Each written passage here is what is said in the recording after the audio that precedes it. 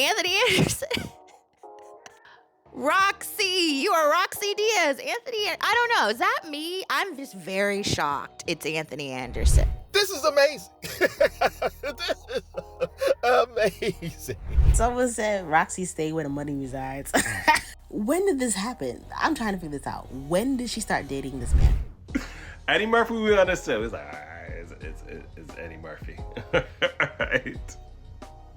Even possibly Shaq, but Anthony Anderson was like, all right, I guess. This is a win for men in their 60s and for people with gap teeth. In 1999, after a decade of dating and welcoming 2 kids together, Anthony Anderson and Vina Stewart finally made it official and got married. Fast forward through years of separation, multiple court filings, and a whole lot of legal back and forth. And their divorce was officially finalized in late 2023. As part of the settlement, Anthony was ordered to pay Vina a hefty $20,000 every single month in spousal support. On top of that, if his income ever goes over $2 million, she gets a percentage cut plus attorney fees and a share of the property. Because their kids are grown, no child support was involved. Now here's where things get interesting. Reports say Anthony has already moved on with TV personality Rocsi Diaz.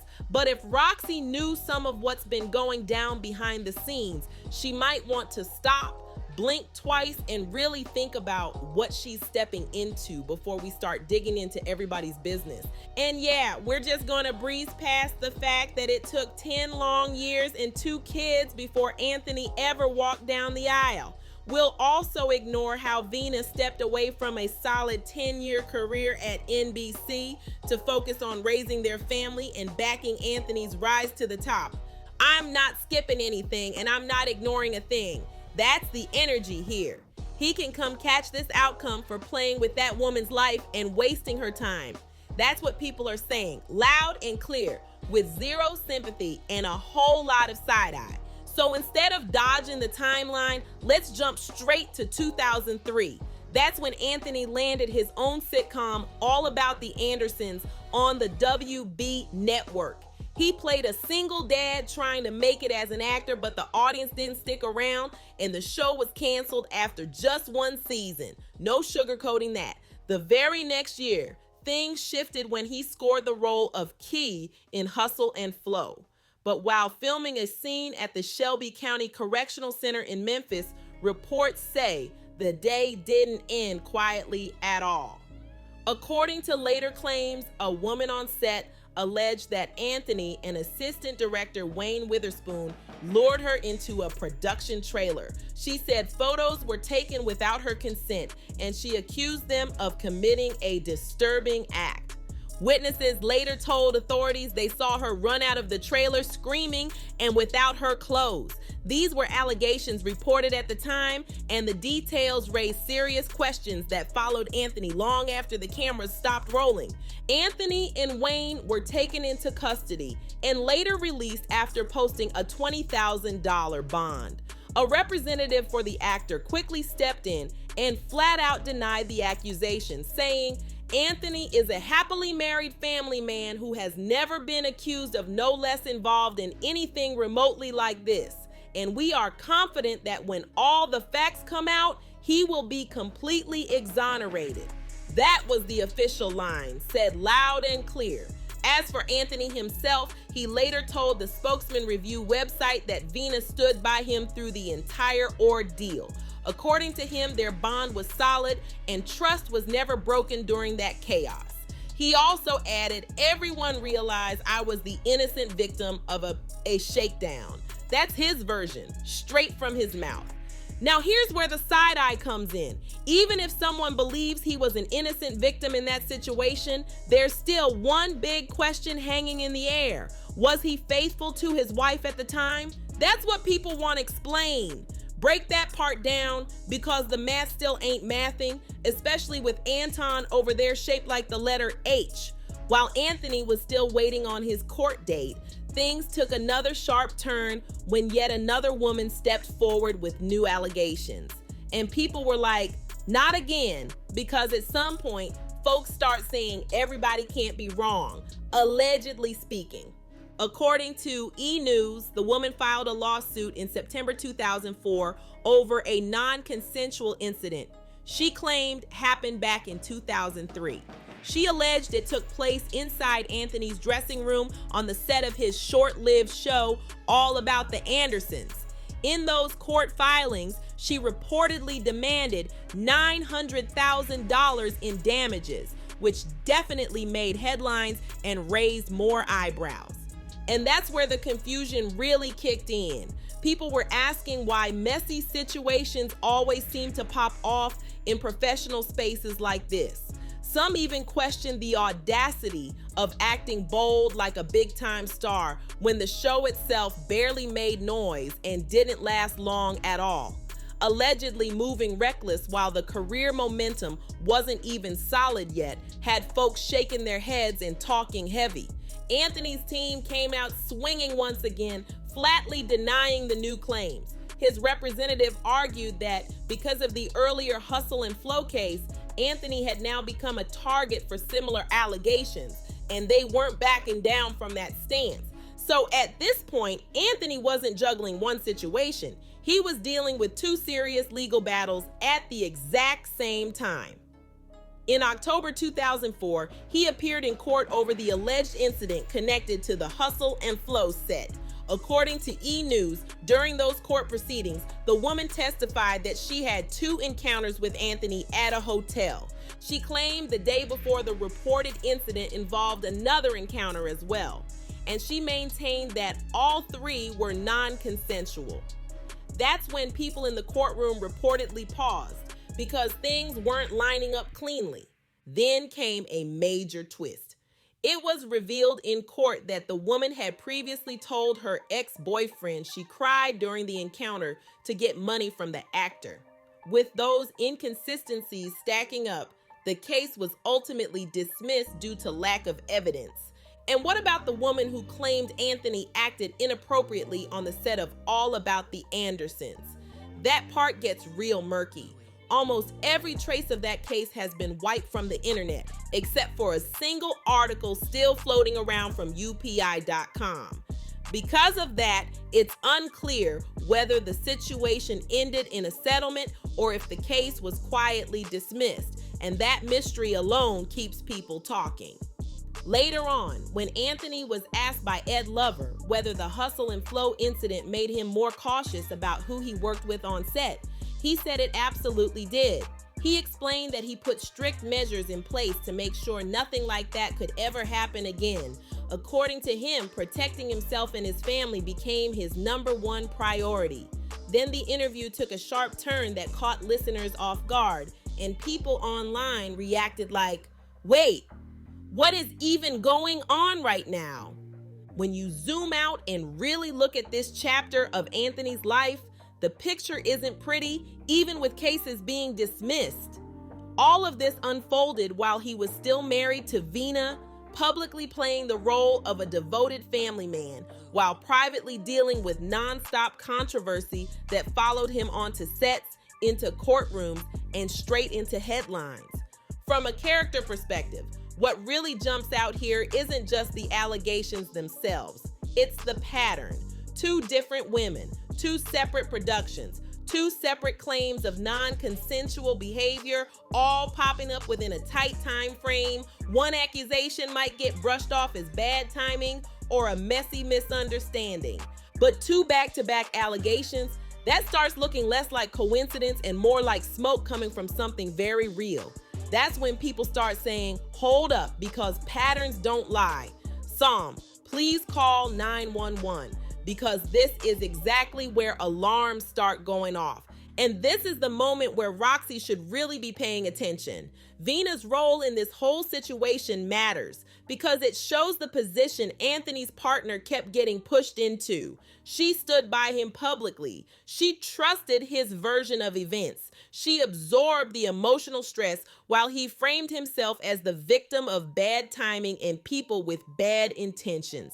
That setup points to a deeper dynamic. The woman closest to him is expected to carry the emotional load, show nonstop loyalty, and defend him at all costs, while he keeps moving forward, mostly untouched by the fallout. In other words, Rocsi isn't just dating someone with a messy past. She may be stepping into a setup where loyalty is expected, but transparency and emotional safety aren't guaranteed. That's a heavy position for anyone, and it's something worth clocking early. Now let's circle back to Anthony and Vina. In 2013, Anthony revealed he had been diagnosed with type 2 diabetes, high cholesterol, and high blood pressure. He told the LA Times, "I watched my dad slowly die from type 2 diabetes, and I vowed never to let that happen to my wife and children," and said that fear pushed him to change his entire lifestyle. Not long after, his mother was also diagnosed with type 2 diabetes, which motivated him even more to lead by example. With help from a nutritionist, Anthony cleaned up his diet and started working out nonstop. He dropped 46 pounds and was able to reduce his medications during that journey. Vina was right there with him, joining the gym life in 2014 and supporting the grind. Career-wise, things finally took off. Anthony signed on to Blackish alongside Tracee Ellis Ross, and the show blew up instantly. He went on to collect multiple NAACP Image Awards. But in September 2015, just 1 year after Blackish premiered, Vina filed for divorce. And honestly, good for her. Court filings confirmed that Anthony and Vina had actually been separated since April 2014, and Vina listed irreconcilable differences as the reason for the split. Then, in a 2016 interview with Elle magazine, Anthony mentioned he was dating again, but still admitted the most memorable chemistry he ever experienced was with Vina.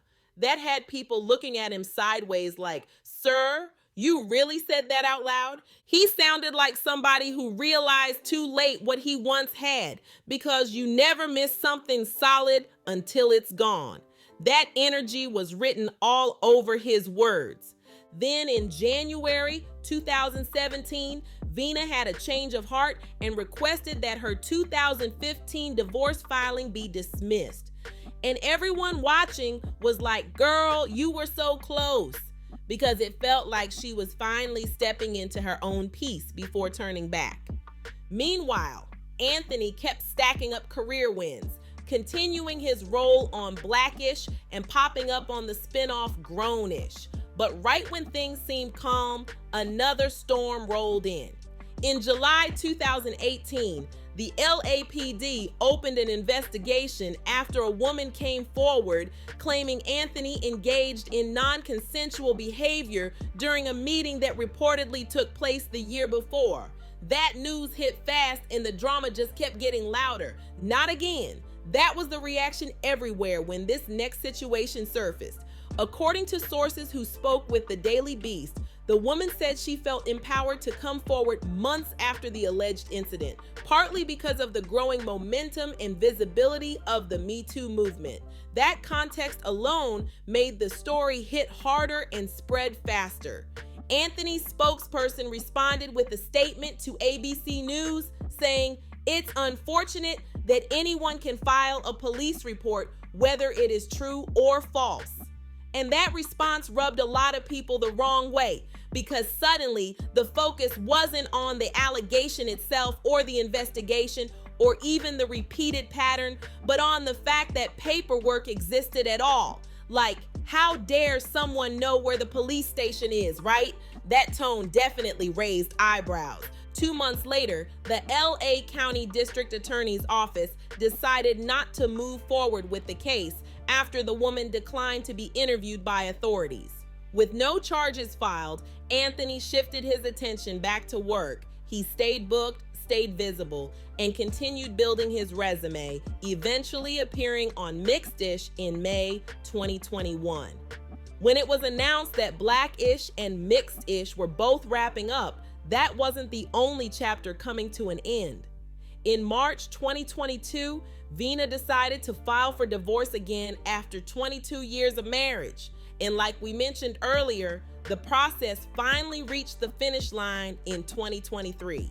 This time she went through with it, and honestly, praise the Lord, because she deserved her peace. Now fast forward to 2025. Anthony and Rocsi started popping up everywhere together, looking real comfortable at multiple events. People noticed the energy instantly. They were even photographed together at Terrence J's wedding in November 2025, and the body language was loud enough to speak for itself. They haven't officially confirmed anything, but all signs point to them being very into each other and enjoying their time together. It definitely looks like they're having fun, no doubt about that. As for Rocsi, she's been linked in the past to Eddie Murphy and R&B singer Joe, two men widely known for having shaky track records when it comes to long-term commitment. She's been open about wanting children, but her views on marriage have clearly shifted over time.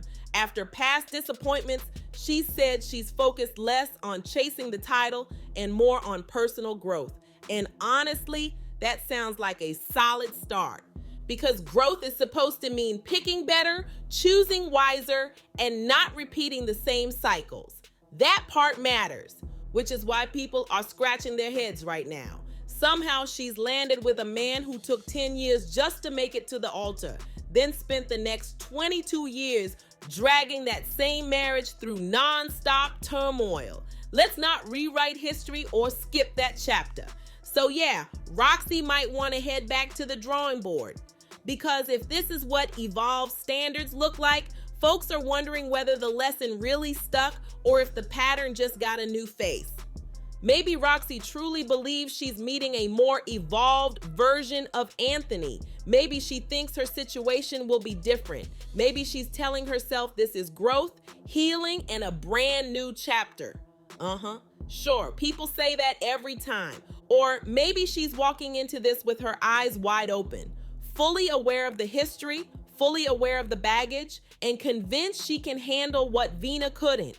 That's a bold gamble, and not everyone wins those odds, because history shows that when the cameras stop flashing and the applause fades, that's when the real work starts. Dating someone with this kind of past doesn't mean you're just dating the person. You're dating the unresolved issues, the unaddressed patterns, and the chapters that were never truly closed. Those things don't stay buried forever.